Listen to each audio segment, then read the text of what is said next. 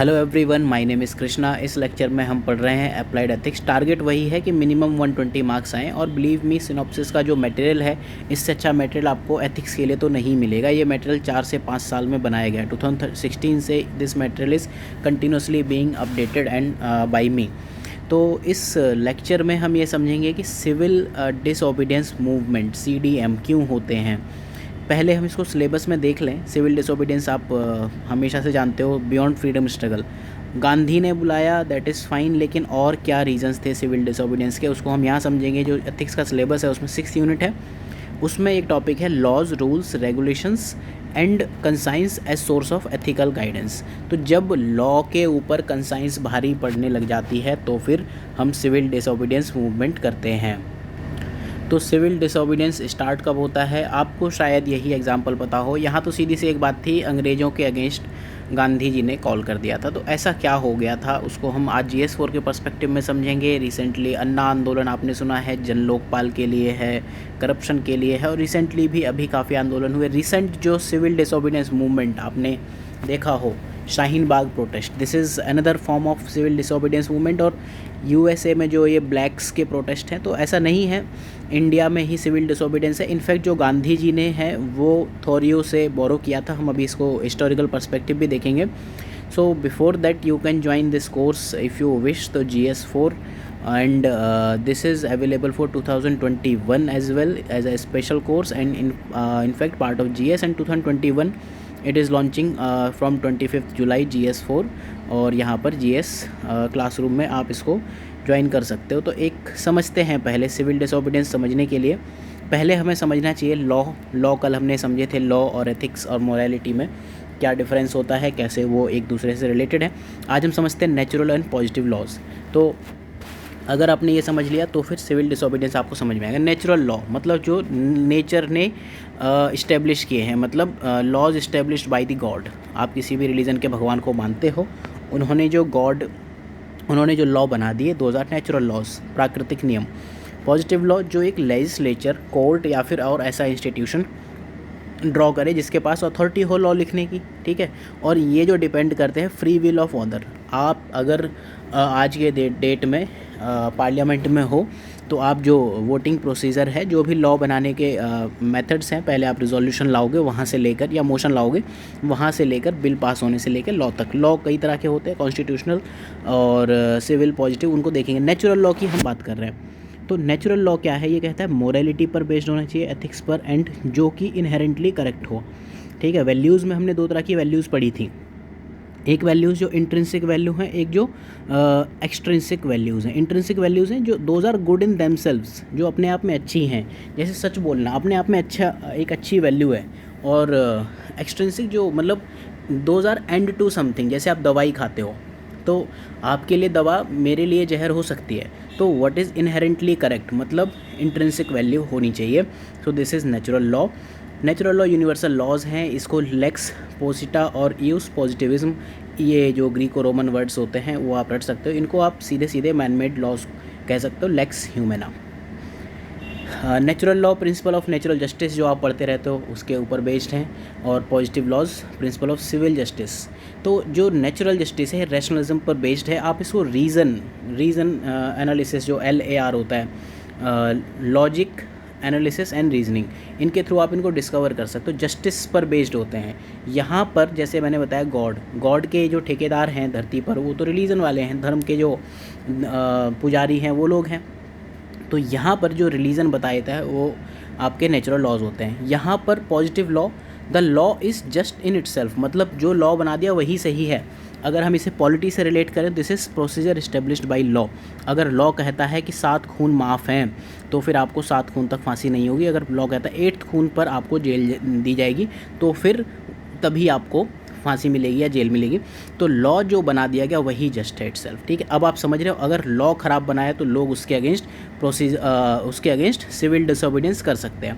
इसलिए हमें ये समझना ज़रूरी है। और समझते हैं अभी डिफरेंस, जो नेचर है उसको आप ड्यू प्रोसेस ऑफ लॉ, मतलब लॉ भी एक लॉ से बनना चाहिए। आप 7 खून माफ़ नहीं कर सकते हो, ठीक है। तो ये हमेशा याद रखना पड़ेगा। इंडिया में इसको दोनों को लेकर पॉलिटी में काफ़ी डिबेट चली है। इफ़ यू विश तो आप मुझे कमेंट करके सेक्शन में बता सकते हो कि ये वाला किस डिसीजन से लाया गया, कौन सा सुप्रीम कोर्ट का जजमेंट था।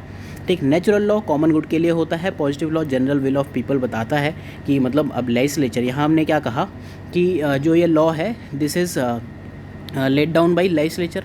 अब यहाँ पर चुन के कौन भेजता है, जो आपका नेता है। नेता को किसने भेजा, आपने भेजा, तो नेता आपके कहीं ना कहीं इनडायरेक्ट रिप्रेजेंटेटिव हैं।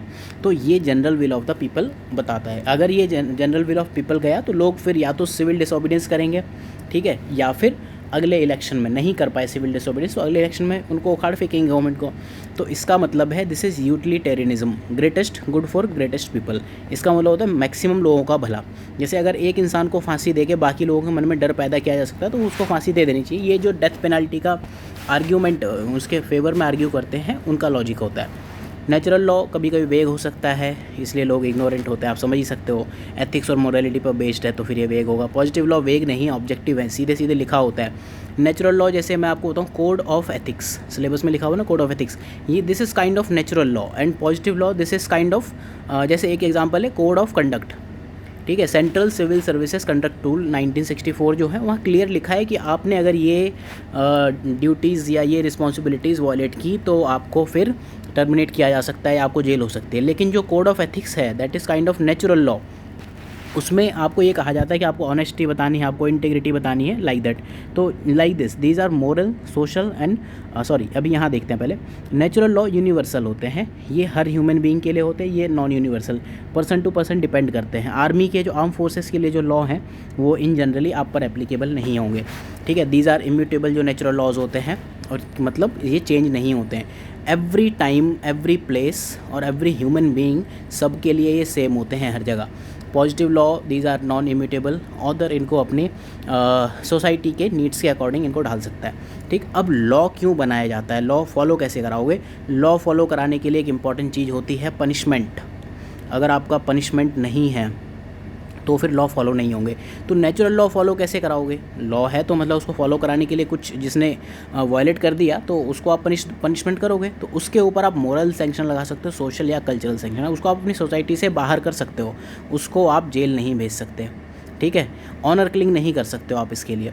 दे आर लीगल सैंक्शन। अगर पॉजिटिव लॉ है यहाँ पर आपको इम्प्रिजनमेंट हो सकती है, फाइन हो सकता है, या दोनों हो सकते हैं, लाइक दैट। नेचुरल लॉ का अगर बेस्ट एग्जांपल हम देखें तो ह्यूमन राइट्स है, जो यूएन का चार्टर है 1948 का, वो नेचुरल लॉज को बताता है। UNHRC जो ये बना हुआ है नेचुरल लॉ का, इसके लिए बॉडी है एक, United nation human rights commission. Positive law में सिविल लॉज आते हैं, क्रिमिनल लॉज आते हैं, CRPC है जो CRPC इस क्रिमिनल लॉ, ये CPC है, ये सब पॉजिटिव लॉ के टाइप्स हैं। इंटरनेशनल लॉ, इनको लॉ ऑफ द नेशंस भी कहते हैं, याद रखना। इन्वायरमेंटल लॉज जो भी हैं दीज आर पॉजिटिव लॉज। तो अब थोड़ा सा एक टर्म और समझ ले, लीगल पॉजिटिविज्म। ये जेरेमी बेंथम और जॉन ऑस्टिन की दी हुई थ्योरी है। ये कहते हैं जो लॉ बनाए जाते हैं ना, लीगल लॉ हैं, जो लीगल रूल्स हैं वो पॉजिटिव ही हैं। ये कहते हैं लॉ जब बनाती है गवर्नमेंट तो वो सोसाइटी को ध्यान में रख के ही बनाती है, ठीक। तो this is legal positive. Laws are command of human being. तो a legal system is a closed logical system in which correct decisions can be deducted. जो भी आपके प्री डिटरमाइंड लीगल रूल्स हैं आप उनसे, मतलब आपने एक लीगल रूल लॉ बना दिया, ठीक है, तो आपको हर बार सोसाइटी के पास जाने की ज़रूरत नहीं है। जो आपने लीगल सिस्टम बना दिया उस लीगल सिस्टम से ही आप करेक्ट डिसीजन डिड्यूस कर सकते हो। तो ये लीगल पॉजिटिव्स कहते हैं। मतलब जो लॉ बनाया जाता है, मतलब इनका ये कहना है कि जो लॉ बनाया जाता है वो अच्छा ही बनाया जाता है। आप देख भी सकते हो इंडिया में सपोज़ कोई लॉ बनाया पार्लियामेंट ने या स्टेट लेजिस्लेचर ने, ठीक है। अब इस लॉ में कोई इशू है तो जुडिशरी के पास आप चले जाते हो। जुडिशरी के पास कौन सी पावर है लॉ के लिए, जुडिशल रिव्यू। अब जुडिशल रिव्यू करके जुडिशरी ने कोई लॉ गलत बना दिया तो वो वापस से पार्लियामेंट या स्टेट लेजिस्लेचर उसको रिव्यू कर सकती है। तो जैसे बेसिक स्ट्रक्चर आपका इवॉल्व हुआ है, पार्लियामेंट ने लॉ बनाया, जुडिशरी ने रिजेक्ट किया, जुडिशरी ने कुछ लॉ बनाया, उन्होंने रिजेक्ट किया, लाइक दैट। इस तरह से जो लॉ है वो विद टाइम इवॉल्व होता है। तो टाइम एक बड़ा फैक्टर है, टाइम के साथ ही लॉज इवॉल्व होते हैं। अब हम समझते हैं कि सिविल डिसोबीडियंस होता क्यों है। अभी तक आपको समझ में आ गया होगा कि नेचुरल लॉ और पॉजिटिव लॉ जब भी ये कॉन्फ्लिक्ट में होते हैं तब लोग कहेंगे बहुत हो गया सम्मान, अब हम करेंगे सिविल डिसोबीडियंस अभियान। तो सिविल डिसोबीडियंस मतलब रेसिस्टेंस टू सिविल गवर्नमेंट। सबसे पहले ये अमेरिकन फिलोसोफर थे हेनरी डेविड थोरियो 1849। तो जो आप जानते हो महात्मा करमचंद गांधी, इन्होंने नहीं दिया था, इन्होंने बोरो किया था। बोरो करने में नथिंग बैड, ये डॉक्टर अंबेडकर ने भी कहा है, और ऑब्वियसली हम सब बोरो ही करते हैं कहीं ना कहीं से। तो इन्होंने कहा था सिविल डिसोबीडियंस इंडिया से पहले यूएसए में बहुत ज़्यादा हो चुके थे, ठीक है। Civil disobedience mostly non violent होता है, मोस्टली, ठीक है, लोग रूल को फॉलो करते हैं। तो सिविल डिसोबीडियंस से पहले आपको सिविल लॉ समझना जरूरी है।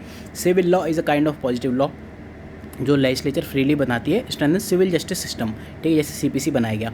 अब जैसे सिविल सिस्टम जस्टिस सिस्टम बना दिया तो आपको ये वाले लॉज अगर फॉलो करने हैं तो उसके लिए एक प्री एजम्पशन ये होती है कि देयर इज़, ये वाली बात है, lawful government with proper authority. जिस दिन अभी लग जाएगा, शाहीन बाग क्यों हुआ, सोसाइटी के एक सेक्शन को लगा कि लॉफुल गवर्नमेंट ही नहीं है, ऐसी गवर्नमेंट ही नहीं है जिसके पास प्रॉपर अथॉरिटी नहीं है। इसी वजह से गांधी जी का मूवमेंट हुआ था, इसी वजह से अन्ना हजारे साहब का मूवमेंट हुआ था।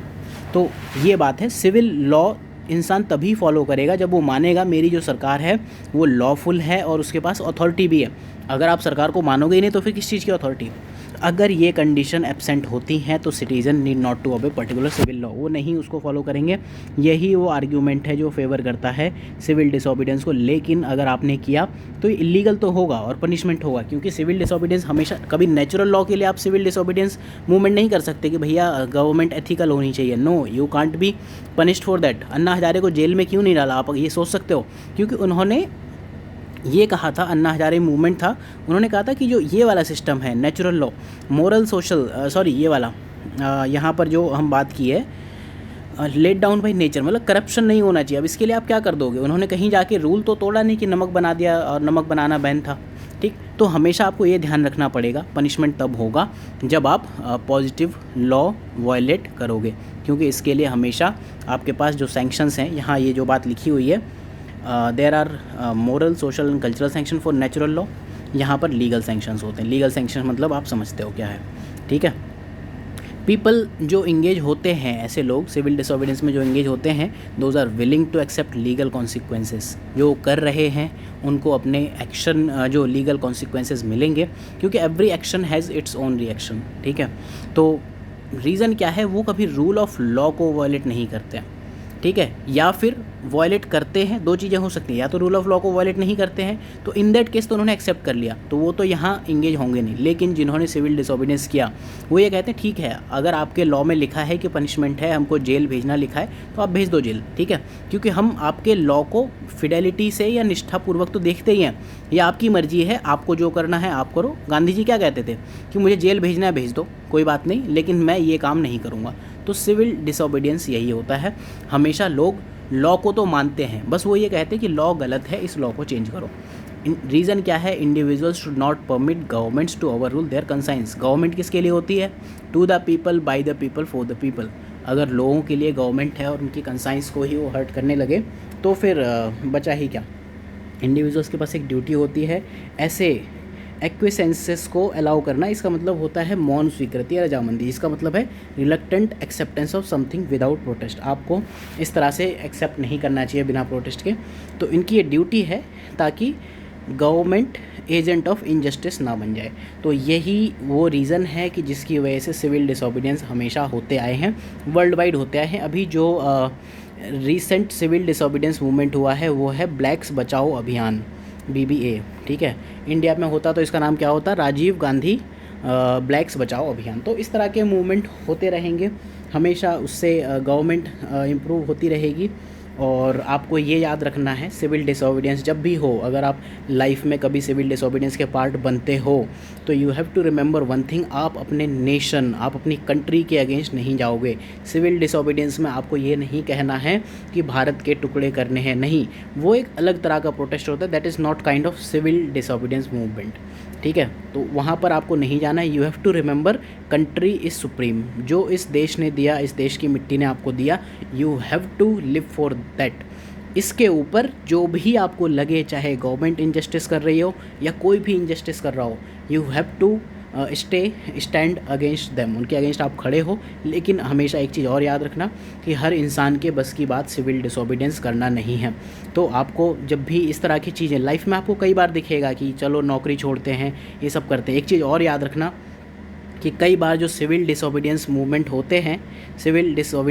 होते हैं वो होते हैं पॉलिटिकली मोटिवेटेड। जैसे आपने देखा होगा अन्ना हजारे मूवमेंट के टाइम पर बहुत लोगों ने अपनी जॉब्स छोड़ दी थी, नौकरियां छोड़ दी थी, बाद में उनको जॉब नहीं मिली। बहुत से ऐसे सरकारी नौकरी करने वाले लोग थे जिन्होंने अपनी नौकरी छोड़ दी।